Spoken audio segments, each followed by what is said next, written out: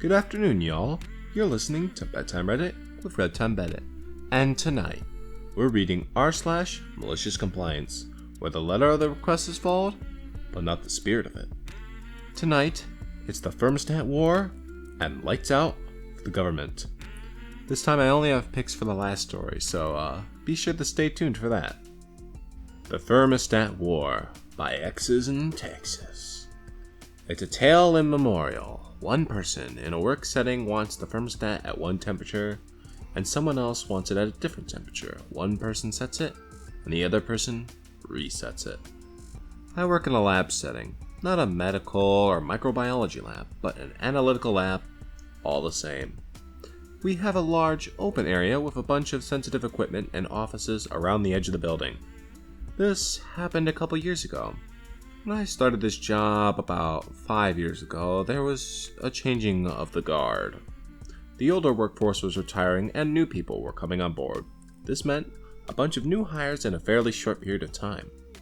The old crew that worked in the lab were a bunch of good old boys, not in the negative sense, but older gentlemen. We work in the southern US and we loved our AC. We would occasionally have to go outside to do various tasks, and when coming back inside, it was nice to have a cool environment. We would also have to repair sensitive instruments and run samples, all while wearing personal protective equipment. Gloves, goggles, lab coats, which would make a person quite warm. These instruments are so sensitive that temperature swings could cause issues. We have the temperature set at 72 degrees year-round. Not too cold, not too hot. Everyone was happy, including the instruments. After a couple years, they all began retiring. We hire a new lady, and I hesitate to call her a Karen because she wasn't Karen-like except for one issue. So let's call her Mary, I guess. Now, Mary came on to run quality control aspects of our lab. In order to operate our lab, we have to be certified, and maintaining that certification was Mary's job. Think FDA, EPA, DOD, something along those lines. The guidelines are strict, and not complying with them is a huge deal. As more people leave, we hire more people, a few of whom are Mary's former co-workers. All of whom are great workers, all of whom are women. Yay, women in STEM! The lab is now 2 guys, 5 women. After a while, I noticed the thermostat starting to creep up, and I would turn it back down. The thermostat is somewhat close to my office, so I unconsciously kept an eye on it. Remember how the instruments are sensitive? They sure didn't like that the temperature consistently changed. This means a bunch more work for me to recalibrate them multiple times a week. So, I bring this up at a meeting. So I noticed that the thermostat is being changed and it's starting to affect the instruments in a negative way. Can we not touch the thermostat? Well, I'm cold in my office, so I need to be a bit warmer so I'm not cold. Maybe put on a jacket? We can't have the temperature swinging throughout the day. Well, it's not just me that is cold. Some of the other women have been told that they're cold as well. A couple of her friends back her up. Okay, well maybe everyone wears a jacket.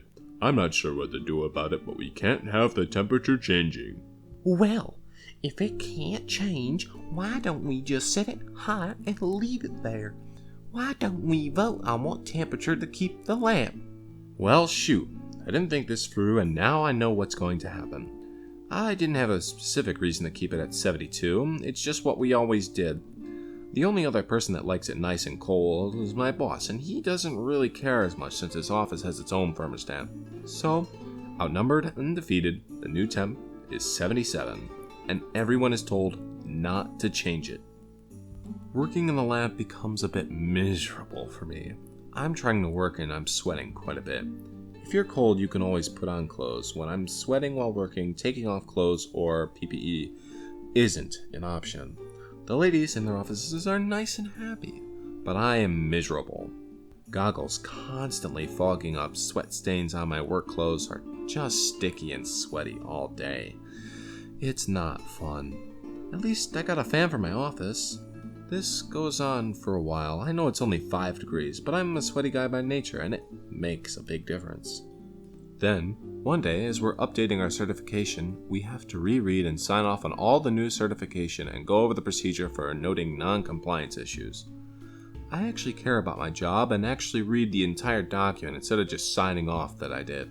It also meant that I got to sit in my office in front of my fan for a couple days. It's not as bad as a legal document, but it is a chore. I read something in the document that perks my ears right up. I go talk to Mary. Hey Mary, just a quick question about the new certification and documenting non-compliance. Got a second? Sure, we have to take any non-compliance very seriously.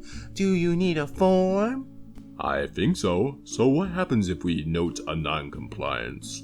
Well, our certification dictates that we have to file it and keep it on file for 5 years and perform a root cause analysis project to figure out why it happened and to prevent it from happening again. All of this needs to be documented and filed. We usually do this at the end of every month. Now, I have done a root cause analysis before, and it takes a good bit of time and effort. Non-conformances are a big deal. A good lab might have 1, 2 a year. A bad lab, maybe 10? Don't know. I've been very fortunate to work in good labs. Cue malicious compliance. Every day I come in, fill out the non-compliance form, and put it into the system. The non-conformist? The temperature is outside the specified range for the lab. You see, our certification covers a wide variety of laboratory types. And while we're not a microbiology lab, our certification does cover these labs, and they need to be kept cold to prevent microbial growth. If you've ever wondered why hospitals seem so cold all the time, this is why. The certification temp is 68 to 72 degrees Fahrenheit. At the end of the month review, there are 20 plus non-conformances. Our director is livid. A meeting with the director, my boss, Mary, and me is called. Why in the world are you submitting the same non-conformances over and over each day? Well, I noticed a non-conformance and reported it via the proper channels. I came in each day and noticed the same one again. Was I not supposed to report it? It's a big no-no to say not to report it. Well, no, you should report it, but why didn't you just fix it? It would take 10 seconds to change the thermostat. Well, I would, but we took a vote and it was voted to stay at 77, and I was told I couldn't change it. Is this seriously all over the temperature in the lab? Yes, sir. We used to keep it at 72, but we took a vote as the lab and decided on 77. I wasn't in favor of it, but was told this was now the new temperature. Well, those are just the recommended temps. We can set it to whatever we want as long as it doesn't change. Why don't we just remove these non-compliances and move on? I produced the certification document. Actually, if you read it, there isn't any leeway. It says the lab is required to stay between 68 and 72. Everyone reads the certification. He's got you there, Mary. You better start those root cause analyses. Just fix it. The next day I come in and maintenance is putting a lockbox around the thermostat. The heat kicks on if the temperature drops below 68, and the AC kicks on when it goes about 72.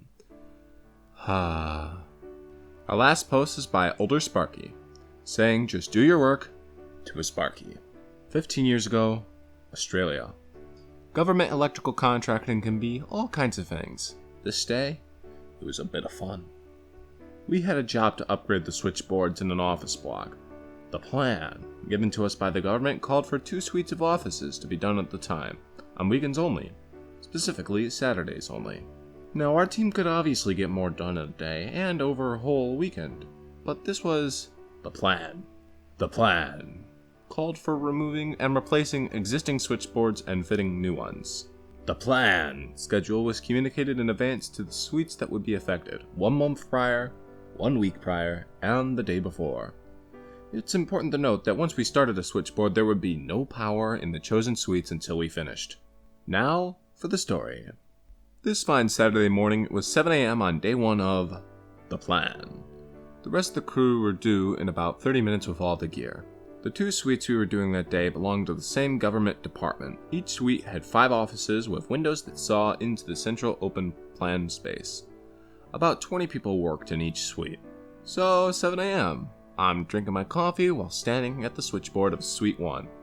It's on a wall in an open plan I can see into the offices. In walks someone from the suite's front doors. They stop dead when they see me. Oi, who are you, and what are you doing here? Uh-oh, I'm thinking they didn't read the plan. Good morning. Just doing some electrical work here today. Have you seen... I don't have time for this. Just get on with it. They head into the office labeled manager and turn on the lights. So, they're now manager for the rest of the story. So, you'd think, as an office worker, if you unexpectedly met an electrician in your office who says they're doing work, you might have a question like, is it going to affect me? How long is it going to take? I like to give these people the benefit of the doubt, so I go over to their office and try again. Excuse me, the work here today is... Look, can you just do your work and leave me alone? So it's time for the delicious compliance. I go back to the switchboard, head hanging in shame. I have failed. Not really though, because I've been at this rodeo before. I go around each office and turn on the lights, because I can hear the chimes of manager's PC turning on.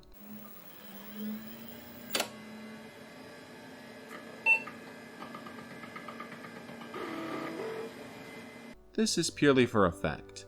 I already have the open plan lights on. Back at the switchboard, I put my finger on the circuit breaker for power in the manager's office, waiting until the PC had booted.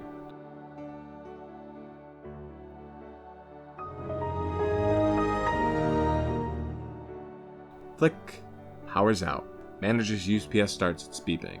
Choose another breaker. Flick. Lights in the manager's office go out this time. Hey, what are you doing? Flick. Lights in the next office go out. After all, it wouldn't be malicious compliance if I didn't follow their directive. The race is on. I have a finale planned. How many office lights do I get to turn off before it happens? 2 more, and then the manager is out of their office and standing 2 meters from me, glaring. I put my hand on the big main switch. I said, what are you doing? We're doing the switchboard changeouts, outlined in the plan. You're on all the emails I've seen. I turn the main switch, it makes a satisfying ka-chunk sound, and all the lights, indeed all the power in this suite, is now out. All the other UPSs join in, underscoring this scene with their nice beeping chorus. From the light coming through the windows, I see this realization dawning. The manager turns, head to their office, gather their things and stuff. Now, dear reader, remember when I said that the 2 suites we were doing that day belonged to the same government department? Well, the manager had 2 doors to choose from, the front door or the interconnecting door. I feel like you guessed which door they chose. At the time, I was kinda hoping they would choose that one too. After turning off the UPSs, I head outside to wait for the team. 15 minutes later, I'm recounting the events to the others. We all have a good laugh. While they're gathering their gear, I feel 25 minutes is enough time to log in, check their emails, and reread the plan, and leave. I head to Suite 2. Manager is in an office, busily typing away. Oh dear. I head to the switchboard, grab the main switch. The manager is looking at me now. I'm so sorry about this. Did you want to save your work first? The manager seems to be saving, so I'm wait. I'm not a monster. I wait until they have their hand on the front door, then ka-chunk. Aftermath. There's no really aftermath for this one. I mean, what could the manager do in face of the plan? We had a great day. The apprentices got some solid electrical experience. 5 weeks later, I walked into the Suite 9 at 7 a.m. In this 5 weeks, I learned that the manager had been seconded to another department located in Suite 9. Again, I'd been kinda maybe hoping. The manager did not disappoint. When I saw him in their office typing away, in full breach of the now 5-week-old the plan, I will here admit that the monster won. Ka-chunk!